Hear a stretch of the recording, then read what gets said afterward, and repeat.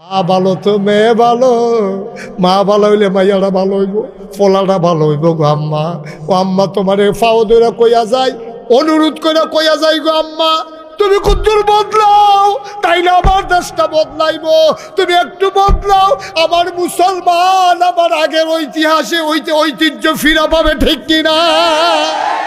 তুমি কুদ্দুর আপনারা রক্ষা করো গো আম্মা, তুমি দয়া করে আপনারা রক্ষা করো আম্মা। তুমি শাসন করলে তোমার জামাইটা বেড়াইয়া সুজো হইয়া যাইগায় আম্মা গো। তুমি যদি টাইট দাও তোমার মাইয়ারা নামাজি হইব, ফর্দা নিশিন হইব। তুমি নিজেই যদি বেফর্দা হও তুমি মাইয়ারে কেমনে ফর্দা করাইবা? তুমি যদি নিজেই বেনামাজি হও তোমার ফুতেরে কেমনে নামাজি বানাইবা? ফাতেমার জ্বর কথা মনে আসেনি? ফাতেমা রাদিয়াল্লাহু তাআলা আনহার জ্বর, ঘুমের ভিতরে কাঁদতে আছে। আলী স্বামী লাভ দিয়ে উঠতে গেছে, গিয়া সেটা দেখে জ্বরে শরীরটা ফুড়া যায় গেইতে আছে, একেবারে সাংঘাতিক জ্বর। আলিয়া ডাক দেয়া কয় ফাতেমা, ও ফাতেমা, ফাতেমা গো এটা তুমি কিতা করলা গো ফাতেমা? জ্বরের ভিতর আমারে কেড়ে ডাক দিলা না? পাহাড়ি ঝর্ণা থেকে পানি এনে দিতাম, তোমার ঝড়টা ছেড়ে দিত, তোমার মাথাটা ঠান্ডা হইতো। ফাতেমায় কান দেওয়ার কয় আলী, ও আলী এটা বাসুন্না জ্বর না, আমি বোধহয় আর থাকবো না, আমার বোধহয় সময় শেষ, এটা বাসুন্না জ্বর না। কয় কি কও, জ্বর উঠলে কি মাইসে মইরা যাইগা? কয় তুমি গোপন কথা জানো না? এন্তেকালের আগে আব্বাই আমার একটা কানে কানে কথা কইয়া গেছে, এই কথাটা আমি ভাঙছি না। কথাটা কিতা কইছে শুনো। আব্বাই কইছে ফাতেমা কান্দিস না, আমি কোনো সারা জীবন থাকতাম না, আমি তো একদিন যাওনে লাগবো গো ফাতেমা।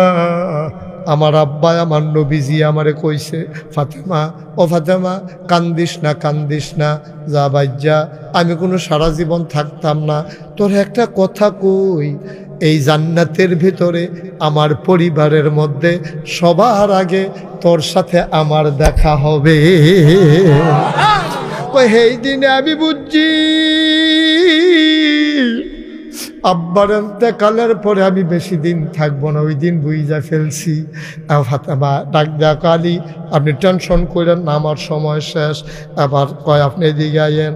আলী কাছে গেছে, আত্রা ধরছে, ধরে সেরা কয় আপনি কোন আমি মহিলা হিসাবে কেমন? আপনি যদি সাক্ষী দেন তাইলে আমি বিলে জান্নাত পাবো। আলী ও আলী, আপনি একটু কোন আমি মানুষ হিসাবে কেমন? আলীও কান্দা দিছে, ফাতেমা গো আমি কি তোমার মতো মাইয়া ফাওনের কথা নি? আমার কফাল নবীজি আদর করে আমার হাতে তুল্লা দিছে। তোমার মদিনা ধনী ধনী মানুষগুলা তোমার এই স্ত্রী হিসাবে পাওয়ার জন্য নবীজির কাছে আইছে। নবীজি কেউর কাছে দিছে না, আমার কাছে দিছে। তুমি মানুষ হিসাবে কেমন এটার জিগাইও না আমারে। এইরকম মানুষ কি আর দুনিয়ায় হয় না? সুবহানাল্লাহ কয় না? এইরকম মানুষ দুনিয়াতে হয় না গো। ও ফাতেমা, ফাতেমা গো তোমার মতো আমি মহিলা স্ত্রী পাইয়া আমি বড় ভাগ্যবান। এবার আলিয়ে কয় আপনি কুদুর আমার ব্যাপারে কন। আলিয়ে কয় ফাতেমারে তুমি কও আমি স্বামী কেমন? আলী যখন ফাতেমায় কান্দা দিয়া কয় আলী, ও আলী আপনার ঘরটার ভিতরে হয়তো সম্পদ ছিল না, কিন্তু সুখের অভাব ছিল না, আপনার বিরুদ্ধে আমার কোনো অভিযোগ নাই। কান্নাকাটি শেষ। কয় হাসান হুসেনরে ডাক দেন। দুইজনরে দুই গুল দিয়ে বয়াইছে। এবার ফাতেমায় ডাক দেয়া কয় আমি যদি রাতের বেলা মরে যাই আপনার কাছে আমার একটা অনুরোধ, আপনি আন্দায় থাকতে থাকতে আমারে কবর দিয়া লাইয়েন। কইলা কিতা কইলা? তোমার মৃত্যুর খবর শুনলে হাজার হাজার সাহাবারা আসবে, তোমার জানাজায় কত মানুষ হবে, রাতের বেলা কেন তোমারে দাফন দেব? এত আবার ফাতেমা কান্দে আর কয় বিয়ে হওয়ার আগ পর্যন্ত বাবার ঘরে যতদিন ছিলাম কোনোদিন কোনো পরপুরুষ আমারে দেখে নাই। আপনার ঘরে যেই দিন স্ত্রী হয়ে আসছি ঘরটায় অভাব ছিল, কোনোদিন বা পর্দা হই নাই, কোনো পুরুষ আমারে দেখে নাই।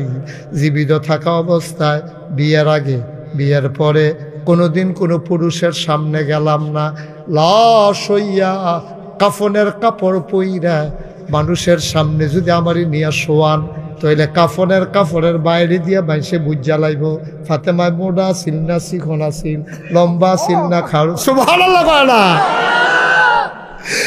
মানুষে দেখলে বুঝা লাইব ফাতেমা বাইটা নাছিল, ফাতেমা বুধয় মোড়ায় নাছিল।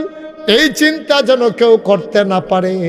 অন্ধকার থাকতে থাকতে আমারে কবরে শোয়াই দিয়ে দুনিয়ায় কোনোদিন পর পুরুষের সামনে যাই না, লাশ হইয়াও কোনো পর পুরুষের সামনে যেতে চাই না।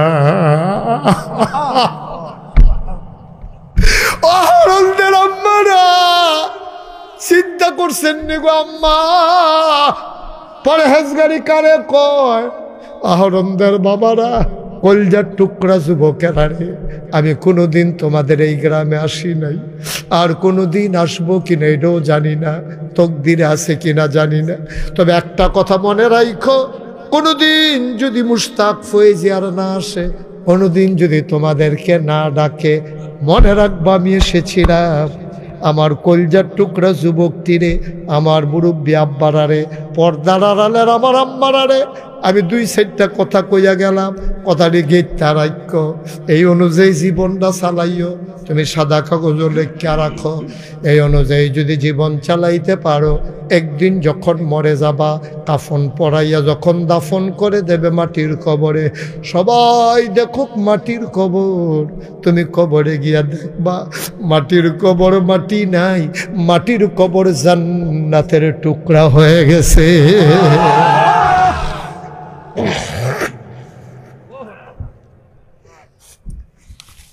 মুসলমান,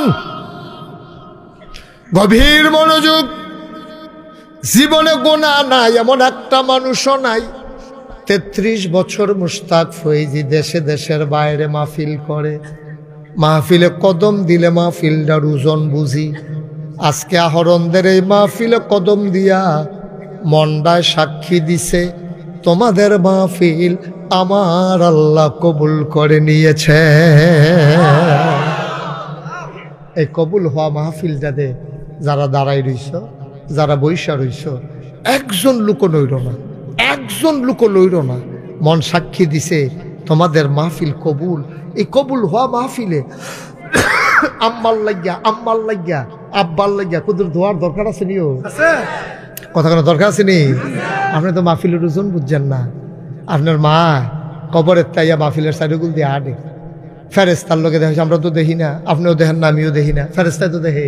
তো ফেরেস্তা জায়গা কি থাকো তুমি না কবর আসলে এখন আইসো গীতা এবারে কান দেওয়ার কয়, ফেরেস্তা আমারে তারাই দিও না, নাগাইশের ফিসা বুজুর যে এবার আইসে, আমার ফুতো মাহফিলও গেছে, আমি দুনিয়ার থাকতে হুন্য ইসলাম, ফুতে বিলে মার লাগিয়া কান্দে, এই মার কবরের আসার বিলে বন্ধ হয়। আমি তো অনেক কষ্ট আছি।